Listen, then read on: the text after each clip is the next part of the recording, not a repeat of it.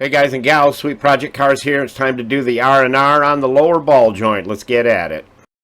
First thing we need to do is take out the cotter key with our duck bills. These work really good for that. And another thing I want to say to you, I messed up on the last video and didn't show you the tool that is so awesome. Take a look at this from that video right there. I didn't show it to you and I'm sorry about that. We're going to see it in action again fully. Alright, here it is right here. That is the tool. And the Ingersoll Rand has been with us for years and years. You get what you pay for when it comes to an impact or to air hammer. And this thing's been with us for so many years. But that tool is awesome. We're going to take, we got our little cart there with us, and that thing is handy. We tap the axle. Now we always like to soak everything down 2 or 3 days beforehand. We use our Planet Safe to do that now. We're going to take the brake sensor off and out of our way.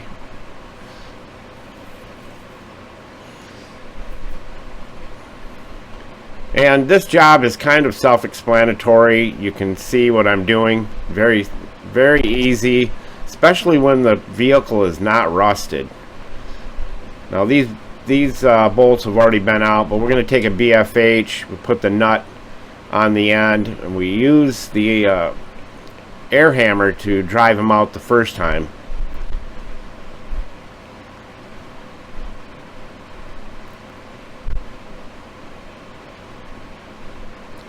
And we just tap them, but Planet Safe really did help us tremendously on this.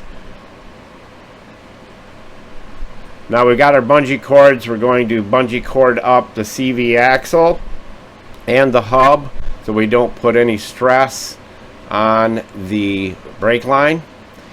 But I want to tell you this, if you're planning on buying a used car, buy one from the south. Buy one down here, you know, where it's not rusted out.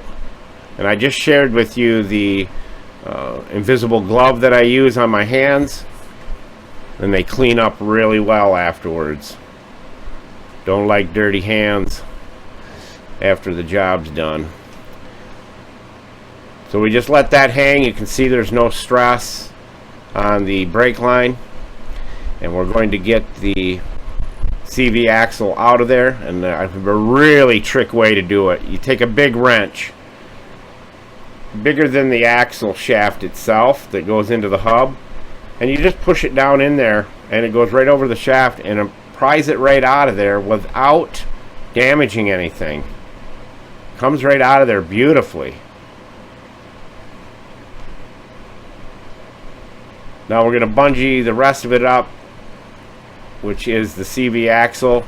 I don't like to let it dangle too much and hang out of the transmission, so I like to take the pressure off it.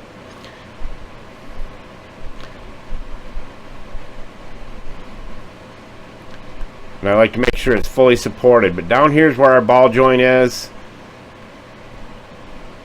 I'm sure it has not been replaced in years and years and years. And you can see the brake line's nice and loose. No tension on it.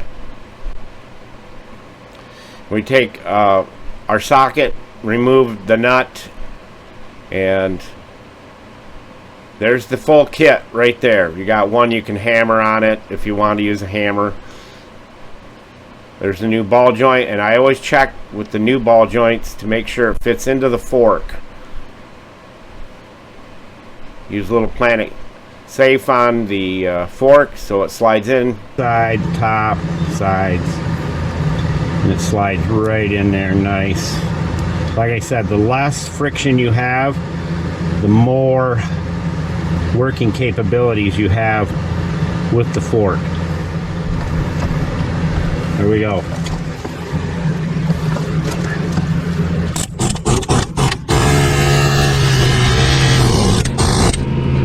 There it is. You've seen it with your own 3 eyes.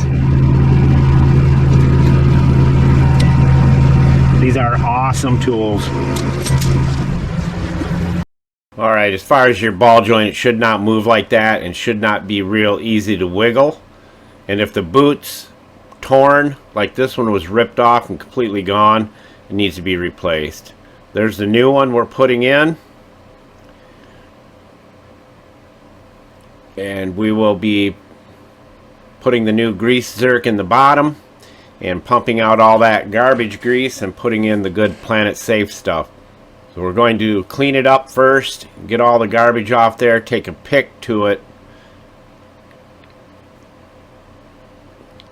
The ones on the cars when they come from the factory usually don't have a C-clip on them. This one did not. But we're going to clean up around the edges and get it all cleaned up. A clean work area is the best way to work. And that's where the C-clip goes on this one. So we're going to get that seal ring out of there, and it's hard, stiff. It's like a metal ring that the boot is attached to. We'll clean all that up. Now when you're using the ball joint tool to press the ball joint out and reinstall it, it just takes messing around with the tool so that it works for you.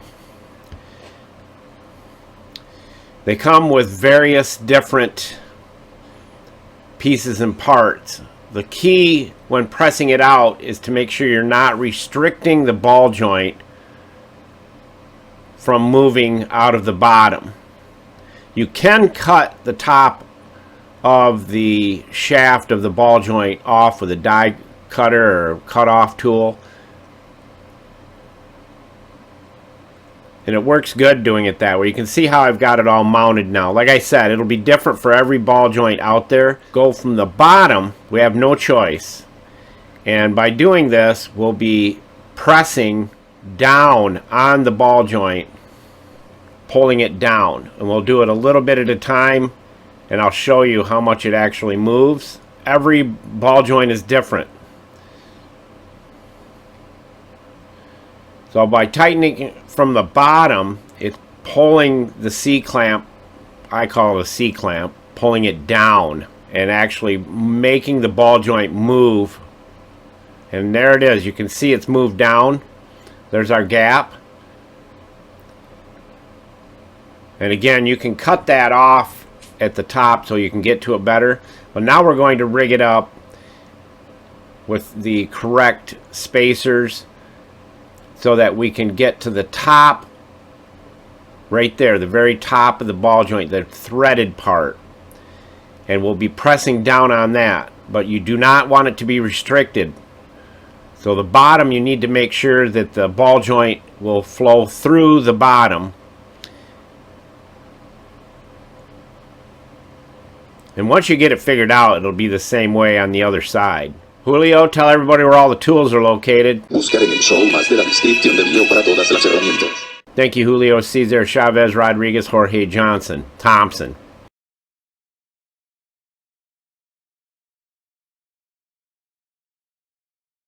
Now it's time for a little grease. We like to put some grease on the ball joint.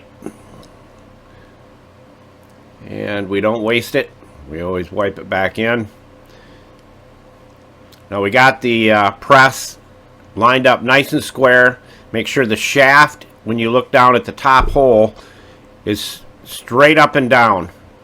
And what I do is I can tap on the collar a little bit and then watch it turns. Just that little tap.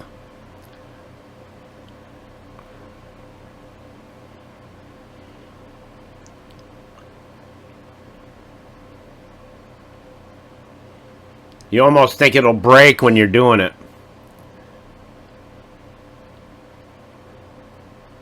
But that little tappy tap on the collar, that little bit of vibration will make that ball joint move up in there. That's why it's very important to make sure you have a little bit of grease on it. And then I go all the way up till I see that grease starting to come out from when the ball joint bottoms out.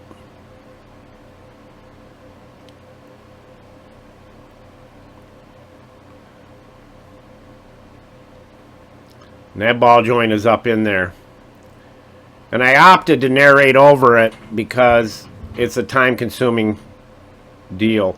But that bottom cap that's beveled, that what goes on the bottom of the new ball joint so you don't collapse the grease zerk hole. So there the boot goes over like that.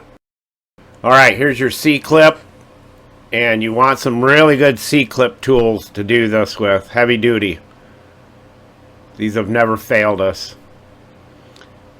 And once you get it on, you take a screwdriver, tap it, just to make sure it's fully seated. It's a good precaution.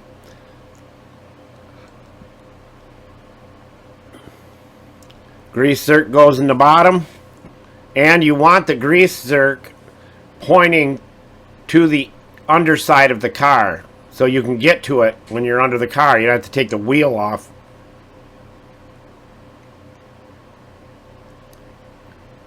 And do not snap it off in there. So we've got it at about a 2 o'clock position, which is really good. 32 millimeter socket works really good, and you just tap it. And it's seated down tight. As we always say, Sweet Project Cars out.